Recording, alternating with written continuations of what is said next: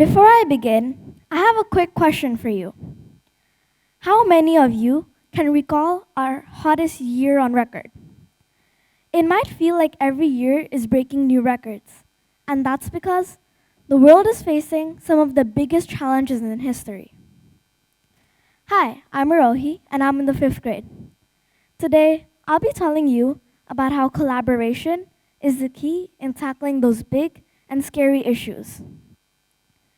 Before anyone says that collaboration is impossible, I want to give you an example. The ozone layer. The ozone layer is a natural part of the Earth's upper atmosphere. It is a collection of protective gases that circle the Earth and stop most of the UV rays from hitting us. You might be asking, what happened to the ozone layer and why am I talking about it? You see, the ozone layer is not immune to harmful human activities. A collection of human-made greenhouse gases, known as the ozone-depleting substances, have been harming the ozone layer. But it's slowly healing after every single party in the United Nations agreed to sign the Montreal Protocol in 1978. This protocol phases out the production of harmful substances like the CFC and the HCFC. Now you know that collaboration is possible, but why is it necessary? Why not just have one nation or one group of people tackle these issues? Climate change doesn't care about borders. If one country pollutes, we all feel it. A wildfire in California can affect air quality across the entire country. Melting ice in the Arctic can mess with the weather patterns on the other side of the world. So let's take a look at the fires that are ravaging the streets of LA, California.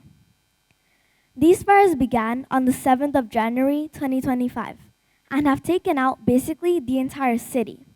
So how do we solve this? When we take a look at the Australian bushfires in 2020, we can see that they were also in fact solved using collaboration. The bravery of the firefighters, paired with the global donations, helped fund the project. Over $640 million were raised for these bushfires. Not only were systems implemented to put out the fires, but stop them from ever occurring again. And it's not just about the environment, think about health. A disease outbreak in one country will quickly spread to others, just like we saw it with the COVID-19. It wasn't just one place that was affected, it was the entire globe. We've seen it with wildfires, we've seen it with the pandemic, and we're seeing it with economic issues too. These problems don't stop at a border. They don't care about where you live. They affect everyone. I mean everyone. That's why collaboration is more important than ever. If we really want to solve these problems, we cannot be thinking in terms of us versus them. We have to think about what's best for all of us, no matter where we come from or what our backgrounds are. I've talked about all these global issues, but now I think it's time for me to talk about how collaboration helped me. Last year, I had the privilege of being a TEDx host, and let me tell you, it was one of the most inspiring experiences of my life. I had the chance to meet people outside my community, artists, engineers, business leaders, and even doctors, all coming together with different skill sets, backgrounds, and experiences, but with the same shared goal, to tackle big problems. When I was at TEDx, I got to see amazing things happen when people come together. They didn't just solve problems, they built relationships. They didn't just share ideas, they shared empathy and understanding. They worked together and something magical happened. And this kind of collaboration isn't just limited to adults. I also experienced it when I joined the World Scholars Cup, a global event where people from different countries come together to solve problems in subjects like art, literature, and social studies. What made it even more special was the teamwork aspect. We worked together in groups, collaborated across cultures, all while learning from one another. This experience opened my eyes to the power of global collaboration and what we can achieve when we unite our skills, perspectives, and ideas. And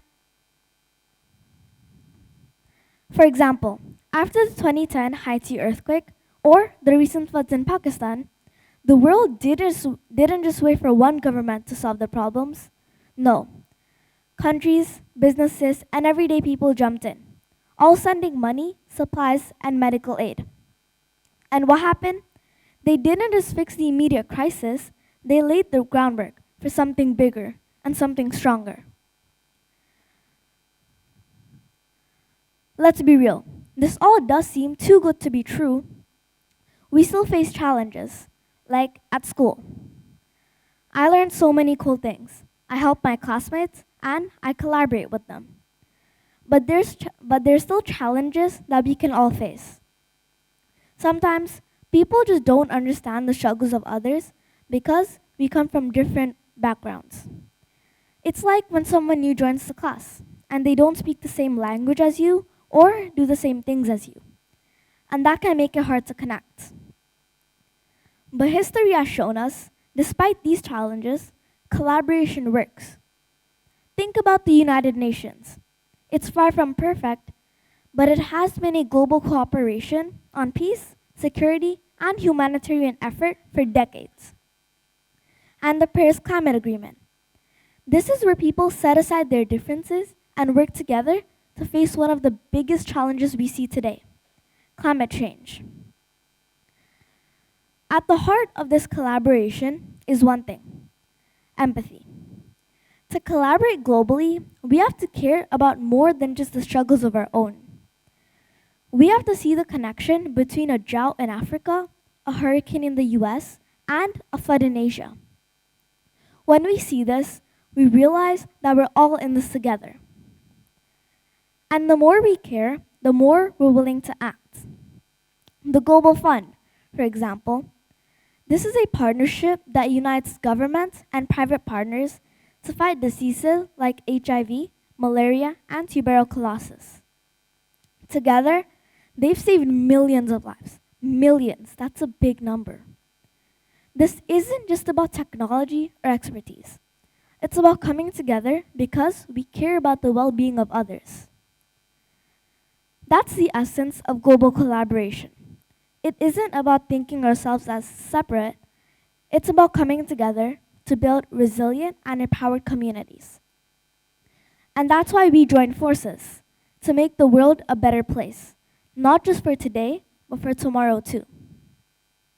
So, as we look ahead, I want you to think about one thing. What kind of world do we want to create? I believe the future of humanity is in our hands. If we want to solve the biggest threats we face today, we have to work amongst ourselves. But here's the catch. None of that will matter unless we decide to collaborate. We have to choose empathy, action, and shared responsibility over isolation and division. This is our moment. This is our chance. The future of humanity isn't just up to a few of us, it's up to all of us. Thank you.